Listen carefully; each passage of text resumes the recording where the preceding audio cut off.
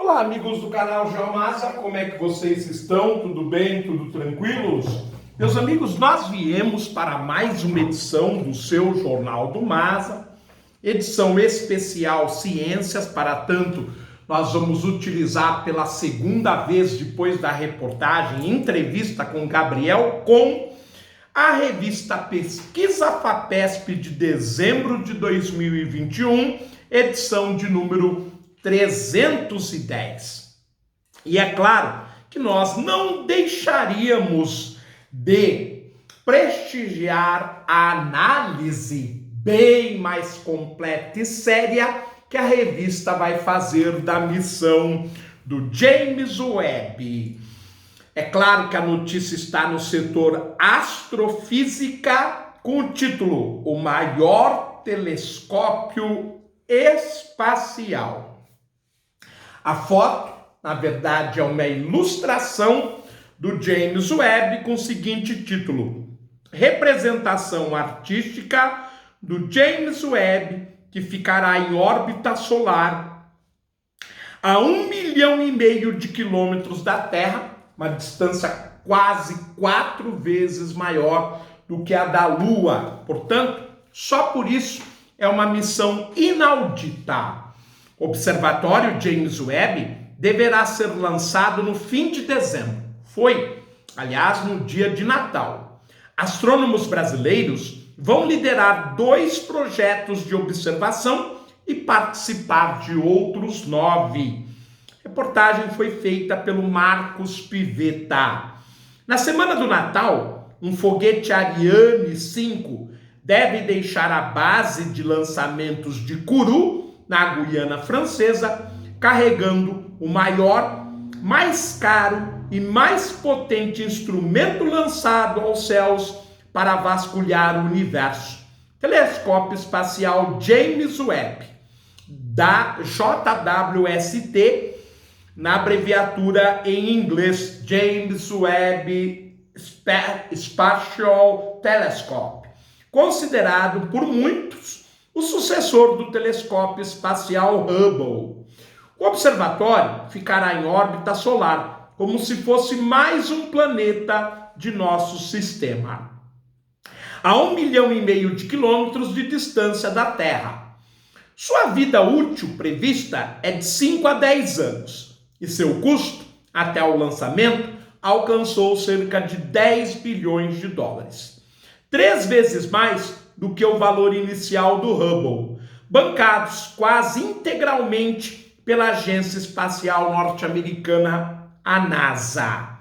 O objetivo primordial do James Webb é, em poucas palavras, observar o universo nascente e longínquo. As primeiras estrelas, galáxias, buracos negros e sistemas planetários formados logo após o Big Bang, a explosão inicial que teria ocorrido 13,7 bilhões de anos atrás e originado o cosmos. Se não houver algum imprevisto de última hora, no dia 22 de dezembro, o James Webb começa a deixar para trás um passado conturbado na Terra e inicia sua missão cósmica em prol da ciência. Foram cerca de 30 anos, pontuados por modificações no desenho e na instrumentação. Uma proposta refutada de cancelamento do projeto, estouros de orçamento e atrasos em seu cronograma. Na década passada, seu lançamento chegou a ser previsto em pelo menos 2 ocasiões, e apenas neste ano sua data de subida ao espaço foi adiada 3 vezes. Na verdade, 4, porque eles previam dia 22 no texto e foi no dia 25. Financiado majoritariamente pela NASA, com pequena participação de seus congêneres da Europa, a ESA, e do Canadá, a CSA, o James Webb começou a ser pensado em 1989, um ano antes do lançamento do Hubble. Em 1996, sua primeira versão era chamada de Next Generation Space Telescope, NGST, e estava orçada em cerca de $500 milhão. Em 2002, o o telescópio passou a ser denominado James Webb, nome do segundo administrador da NASA, que esteve à frente da agência durante o projeto Apollo, que levou o homem à Lua. Recentemente, um grupo de astrônomos questionou a escolha do nome do telescópio sob a alegação de que James Webb perseguiu homossexuais no serviço público norte-americano nos anos 1950 e 1960. A NASA, no entanto, rechaçou as críticas e manteve a decisão. Desde meados de outubro deste ano, o telescópio está na base de Kourou, distante 240 quilômetros da fronteira brasileira, o indicativo de que o empreendimento tem finalmente grandes chances de decolar. Checamos tudo novamente e posso reportar que o James Webb está em perfeitas condições, disse no início de novembro ao site da rede britânica BBC a engenheira Begonia Villa da NASA, responsável pelos sistemas de instrumentação do telescópio. Diferentemente do Hubble, cujas observações ocorrem basicamente em comprimentos de onda da luz visível e também do ultravioleta, o James Webb é um equipamento concebido para operar essencialmente em frequências do infravermelho, invisíveis ao olho humano. A escolha preferencial por esse tipo de radiação tem tudo a ver com os objetivos do telescópio, cujo espelho principal, 6,5 metros de diâmetro, é quase 3 vezes maior que o do Hubble e capta 6 vezes mais luz. Os objetos muito antigos e distantes que se formaram poucas centenas de milhões de anos depois do Big Bang só podem ser observados no infravermelho e não na luz visível, explica o astrofísico holandês Roderick Overzier, do Observatório Nacional do Rio de Janeiro, que coordena um dos quase 300 projetos que vai usar o James Webb.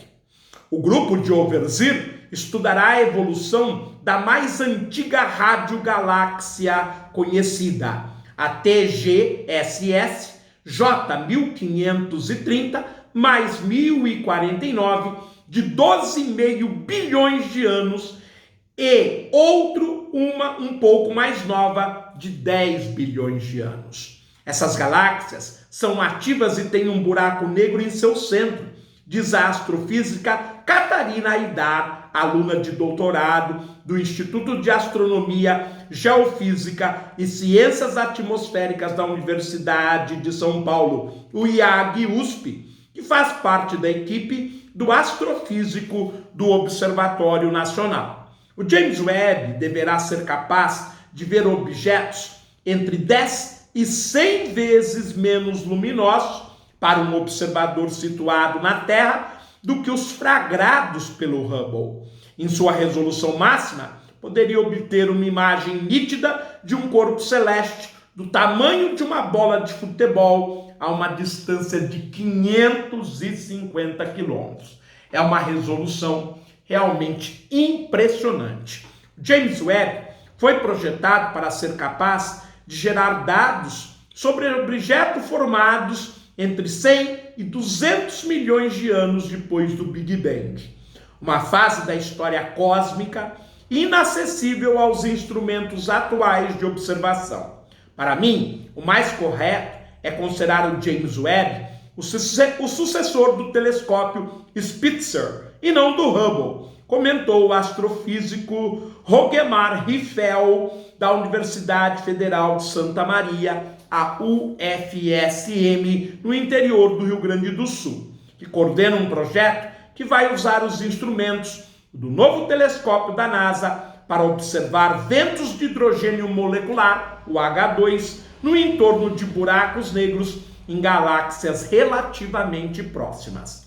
Ativo entre 2003 e 2020, o Spitzer, outra iniciativa da NASA, também operava no infravermelho, mas sua capacidade de revelar detalhes de objetos distantes era cerca de 1000 vezes menor que a do James Webb. Claro que em função do tamanho da reportagem e da importância da mesma, nós viremos para pelo menos mais um programa falando detalhadamente, cientificamente da missão do James Webb.